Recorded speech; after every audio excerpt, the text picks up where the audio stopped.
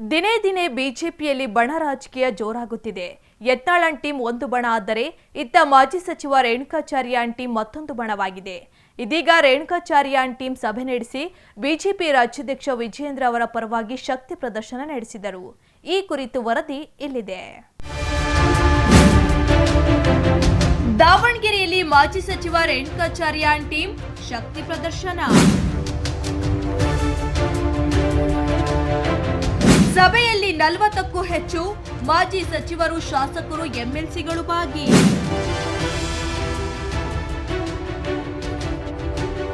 ಸಭೆಗೂ ಮುನ್ನ temple run ನಡೆಸಿದ ಮಾಜಿ ಶಾಸಕರು, ಸಚಿವರು. ದಾವಣಗೆರೆ ನಗರದ ಖಾಸಗಿ ಹೋಟೆಲ್ನಲ್ಲಿ ಮಾಜಿ ಸಚಿವ ರೇಣುಕಾಚಾರ್ಯ ನೇತೃತ್ವದಲ್ಲಿ ಮಾಜಿ ಸಚಿವರು, ಶಾಸಕರು ಸಭೆ ನಡೆಸಿದರು.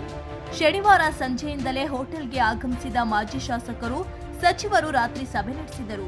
ಭಾನುವಾರ ಬೆಳಗ್ಗೆ ದಾವಣಗೆರೆ ನಗರ ದೇವತೆ ದುರ್ಗಮ್ಮ ದೇವಸ್ಥಾನಕ್ಕೆ ಭೇಟಿ ನೀಡಿ ವಿಶೇಷ ಪೂಜೆ ಸಲ್ಲಿಸಿದ ಮುಖಂಡರು ಬಳಿಕ ಬಾತಿಯಲ್ಲಿರುವ ಮಾಜಿ ಶಾಸಕ ಎಸ್ವಿ ರಾಮಚಂದ್ರಪ್ಪ ಫಾರ್ಮ್ ಹೌಸ್ನಲ್ಲಿ ಬೆಣ್ಣೆ ದೋಸೆ, ಮಂಡಕ್ಕಿ ಮೆಣಸಿನಕಾಯಿ, ಉಪ್ಪಿಟ್ಟು, ಕೇಸರಿಬಾತು ಸವಿದರು.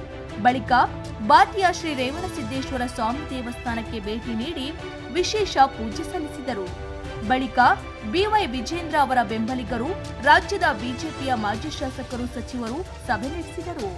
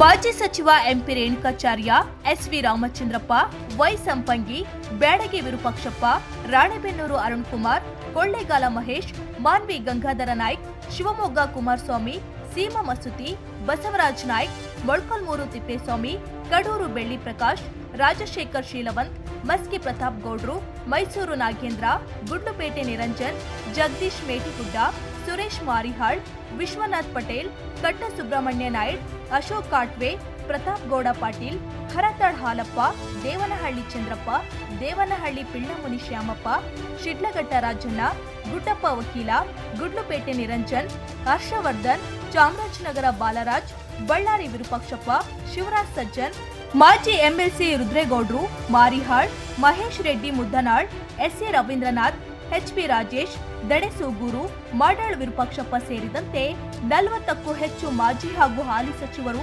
ಸಭೆಯಲ್ಲಿ ಪಾಲ್ಗೊಂಡಿದ್ದರು. ಅಷ್ಟೇ ಅಲ್ಲದೆ ಬಿವೈ ವಿಜೇಂದ್ರ ಕೈಬಲಪಡಿಸಬೇಕೆಂದು ಮಧ್ಯ ಕರ್ನಾಟಕದಲ್ಲಿ ಒಂದು ಸಮಾವೇಶ ನಡೆಸಲು ಸಭೆಯಲ್ಲಿ ತೀರ್ಮಾನ ಕೈಗೊಳ್ಳುವ ಸಾಧ್ಯತೆ ಇದೆ.